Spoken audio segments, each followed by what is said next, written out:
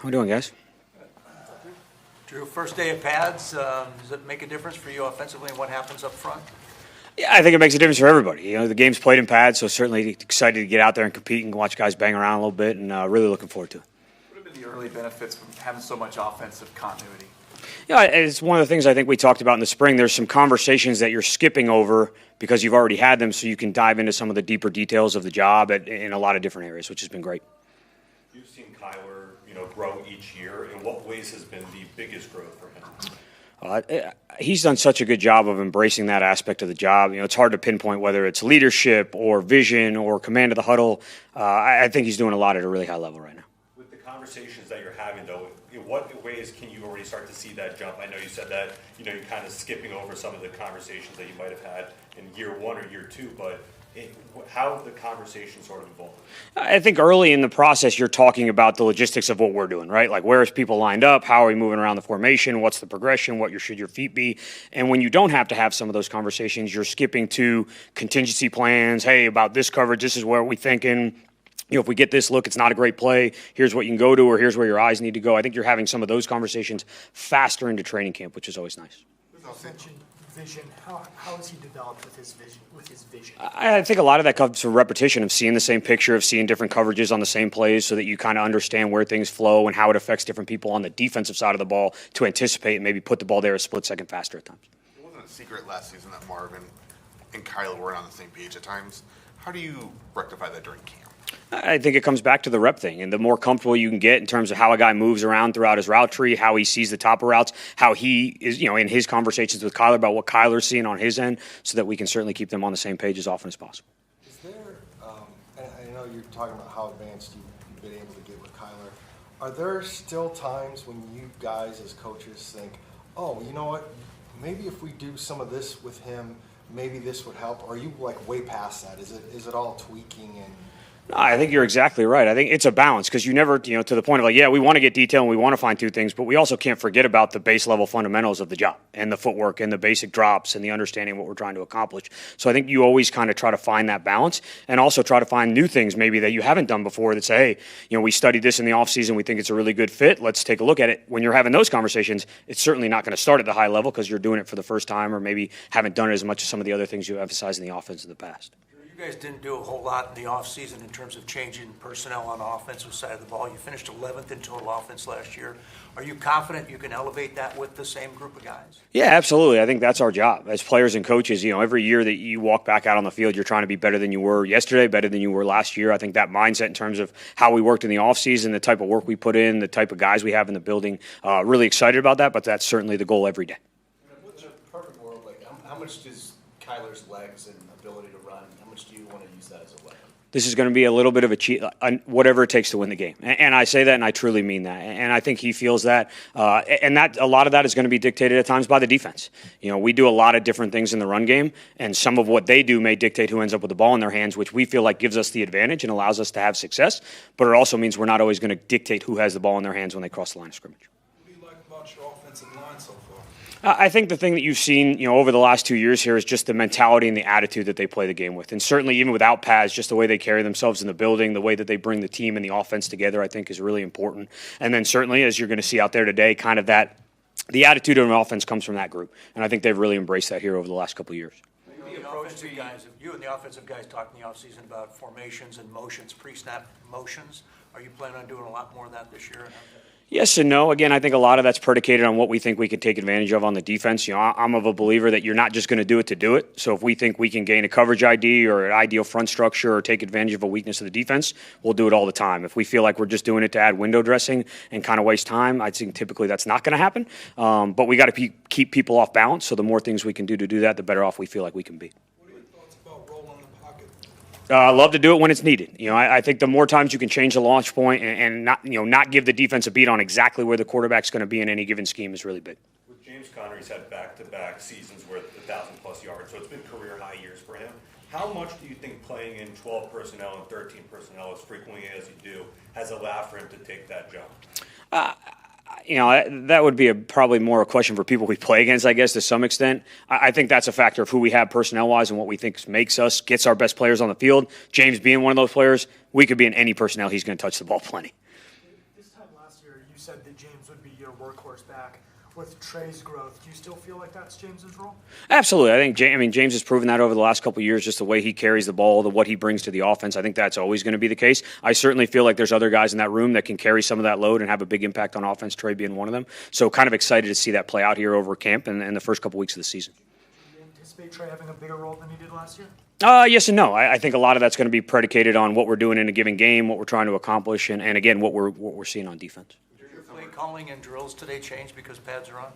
I think you're certainly working some different schemes and maybe doing some stuff when you have pads on that you're not as comfortable doing without pads on, just to try to keep guys healthy, because ultimately you're going to be banging a little bit more, so you're more comfortable with some kickouts and some down blocks and some double teams that when you're in no pads you don't necessarily want to emphasize as much. Murph said this summer that things are starting to slow down for him. How have you seen that come through during the game? I think it's funny, like things slow down so you play faster, if that makes sense, because you're thinking less, you're really a little bit more confident in what you're doing, what you're seeing on the other side of the ball. So I think you've certainly seen that kind of in these early couple days of camp. How do you think this offense can maybe add more consistently downfield passing, maybe more explosives in the passing game?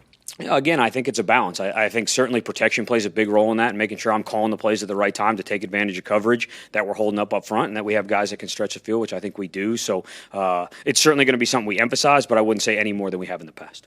Do you ever think there's a danger in, we've talked so much about the Kyler and Marvin connection. Do you think there's ever a danger that you focus on that too much to the detriment of the rest of your offense? I mean, like if it happens, but you've got other things too. Absolutely. I think it's one of those things, like we try to balance that in the building. We're not as concerned with what's getting talked about outside the building. I think that's a big message to everybody in the offensive room. Like, we love you guys. I want you to talk about our team and about the things that are going on in this building. Like, that's a huge part of what makes this game really exciting and great to be a fan, because I've been a fan and am a fan. But at the end of the day, inside the building, when it pertains to us, we're just trying to do what we feel like is best for us to win games. Nothing more, nothing less, as that pertains to any relationship, whether it be quarterback to receiver, quarterback to tight end, back to guard, whatever it is. So absolutely, I think that's really important to keep in mind. To bring in an experienced player like Jacoby Brissett, what does he bring not only to this offense, but also the competition level in that quarterback's room with Clayton and Kyler? Yeah, I think you hit on it. He's played a lot of football. He's played at a really high level. I've been in the building with him. So from a teammate standpoint, a personality standpoint, felt really confident in what we're bringing in the building and what we're about as a team already, that he kind of meshes with that. And then, as you said, we're about creating competition and pushing guys at every spot. And some of that's competing for a job. Some of that's helping guys out get better at their job. I think there's always different ways you're trying to find creative ways to do that. And I think he's a big part of that. How important is it for your offense for Paris Johnson to play at top level, maybe even an all-pro level? I would like everyone in the room to play at an all-pro level. That would be great for me and the offense and the team. But no, he's certainly a guy that going into year 3 we have high expectations for. I think he has high expectations for himself. Whether that's an all-pro level, I think, to the earlier conversation, my mindset to him is you need to get better every day. And if you do that, everything else will take care of itself. Do you see that kind of work ethic in him? Absolutely. I think you saw that coming out of college. I think he's been that every day he's been in our building. It's been great to see. With Trey McBride, we've obviously seen the ridiculous things that he can do on the field, but he hasn't had more than 4 receiving touchdowns in a season since his junior year of high school. How do you... That is some for a guy in-depth reporting right there. For a guy with that size and that athleticism and that skill set that we see on the other 100 yards of field, how do you explain that? I think, honestly, some of it's luck. I can't remember who said it when I was in Minnesota. Touchdowns come in bunches, and sometimes you get them and sometimes you don't. It's such a unique area of the field. Sometimes it's because of what yard line we end up on. We're first and goal at the 1. We might not be throwing 4 straight passes. I know that may come as a shock to some people. So, that's just the reality of it. It's such you don't get a ton of plays down there. I mean, if you looked at the percentage of plays inside the 10-yard line relative to the other areas of the field, it's very different. So there's a lot of variability in touchdowns from that standpoint. How has Kyler's leadership changed since you've been here?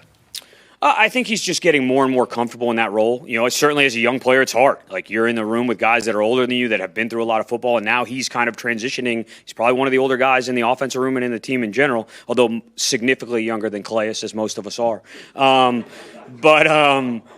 But seriously, I think that's part of the maturity of understanding how you fit in the room and kind of your experience and being able to impart that into not just guys on the offense or in your room, but guys on the entire team. And I think he's really embracing that.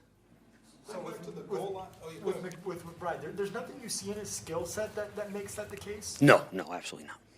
Going back to that goal line situation, do you guys want to tush push? Is that something you guys might mix in? We've done it before. We'll certainly do it if we feel like it's the right play to convert. And it's an easy thing to say, but I believe it wholeheartedly. If we feel like it's the best thing to do to convert and win games, we're going to do it. With the infusion of talent on the defensive side of the ball this offseason. Have you noticed maybe an uptick in competition early in camp?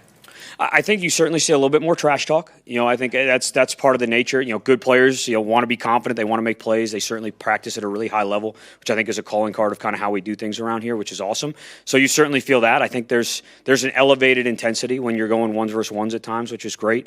But I kind of feel like that's kind of who we've been, regardless of who's on the other side of the ball. So I wouldn't say it's a drastic change. Michael Wilson said he wants to show up on the stat sheet more. So what are you challenging him with to accomplish those goals? I think it's a really good goal. I would love him to do that. I think that's always going to be a little bit predicated on scheme, play calling, and who we're going against. So my mindset to him is don't worry about that. And this is true in a lot of areas. We cannot be results driven. Like if that's how we operate as individuals or as a team, to me, we're focusing on the wrong things. And I think it's natural to say that. I also know just watching him work and watching him prep and watching him go out and practice that he's about the way we want to do things, and the constant improvement is really his focus. So not worried about that. What are you seeing out of the wide receiver 3 battle right now? What more could you see out of that role this year? I think you got a number of guys there that compete and do things that they do well at a high level, and I think they're going to continue to do that. I really don't expect that to change. And if you look at kind of how we've operated on offense, and I've said this in the room, like show me you do something at a high level. My job is to go figure out how to go put that into motion and put that into action for our offense. So I think those guys are continuing to try to carve out that role and carve out that niche in how we do things. Where have you seen Isaiah Adams' development come from year 1 to year 2? I think it's similar to what we've talked about at some other positions, that comfortability in what you're doing, how you're communicating. Certainly when you're getting in there the first time as a rookie, you're doing a lot of the listening to the guys, the center, the tackle, making the calls, communicating, making sure we're all on the same page. I think he's starting to take some more ownership of that. And then I think the other thing you start to see confidence is in some of those one-on-one matchups. You start to win more and more of those. You start to feel that swagger come on as you keep playing. Greg Dortch his career's kind of had this incredible arc from camp guy to player, on the roster, whatever. What's allowed him to kind of stay in the league and kind of keep coming back year after year? I think that mentality that we talked about earlier, kind of that we want to embrace as an entire offense. Like, it's never about that. It's about getting better every day, working his tail off, taking any job he can, and showing people what he does at a high level. I think he does so many of those things well and has such a role on teams that he's always going to find a way in a building and compete to the best of his ability, which is all you can ask for anybody. What kind of lesson is that to guys who are trying to make the roster in that bottom tier? I think it's twofold. I think the attitude and the type of teammate you are really matters. And then how hard you're willing to work at it. And because that's the reality of the NFL. I mean, we have, 45-ish offensive guys in the room right now. And I would love to keep all of them. The reality is we're not going to. So there's going to be some guys on practice squad or guys that aren't in the building, and we're going to coach them up, and they need to work and continue to chase that dream so that they get that opportunity at some point, because you never know when you're going to get that chance to make it stick. And for Dortch, that came later in his career, and he's certainly taken advantage of it. There's a joke that they yelled 12 personnel when Marv enters the huddle because of his added bulk, but in seriousness, does it change with his addition of bulk how you can kind of utilize him? Not dramatically, I don't think. I think it certainly allows the things that he feels like he needs to do at a high level better. Otherwise, he wouldn't have done it. Kudos to him. That puts you have to put a lot of work and effort into doing that and changing your body that way. Without, if I gained that type of weight, I would slow down dramatically. And I don't think he really has. So, I wouldn't say it's a massive change in role from that standpoint. What type of identity would you like for the offense to have? In my mind, I'm thinking there are running teams and there are teams that throw it down the field, and then there's that old Patriots model where they kind of switched up depending on the opponent. What's your ideal identity for your offense? To me, we focus on two things: the effort with which we play and the way we finish games. And I think that's always going to be the criteria we judge ourselves off of, and plays included in that, and how we finish plays. But those are your calling cards. Whether you're throwing it or running it, it's a violent game. You need to play it at an extremely physical level. And I've said this to guys, win or lose, I want guys to walk off the field against us like, that was hard. Like, that was a battle. We had to work for every inch of that. And I think the guys have embraced that and really make that about who we are. Drew Petzing told us that the game has slowed down for him this year. Do you see that show up just in him being more decisive when it comes to picking running lanes, show up in pass protection at all too? How do you see that? I think the second one is probably where you see that the most from runners. Part of being a running back is feel. I think there is some anticipation as a runner, ball in hand, and some feel for patience and understanding where the hole might be. But I think the big growth generally tends to be in the pass protection area in terms of where your eyes are, where you put your body, and how you attack a rusher at the second or third level. And I think he's really embraced that. How did you think he did in half pro last year? The numbers seem to say that he did well. Is that what you thought about? Yeah, and he wasn't in the role as much as he may be this year or vice versa, because we had some other guys, I think, who really do it at a high level as well. So we're going to kind of work through that here during camp. JT said that you guys pretty much rebuilt the playbook from ground up this offseason. A lot of guys talked about how the offense is different. in 2024 to 2025. I'm assuming you can't give us all the details. That is correct. Preston, that'd be really cool if you did. But like, how do you think it's changed from last year heading into campus? I think the biggest change year to year is always going to be what we emphasize. Like, we're not changing language. Like, if we're speaking French, we're not going into this season speaking Italian. That's not how we're going to do things. But I do think there's certainly going to be an emphasis on different areas, different personnels, different facets of the offense that say, hey, we want to master this as opposed to, well, we wanted to master that. Now, that being said, there's some things I think we're really good at. We also don't want to abandon those. So can we do them in different ways? Can we, to that point, can we do it in a different language? I think is a big part of what we're working on here in the offseason, and we're trying to hone in on here during camp as we move towards week 1. How big is it to have Jonah Williams back healthy out there? Huge. I mean, I think he's a great player. I think he's played at a really high level. For a quarterback, those two positions are as important in any in pass protection and dropping back to throw the football. So it's great to see him out there. I think he's doing a great job. Thanks, Coach. Thanks a lot, guys. Appreciate it.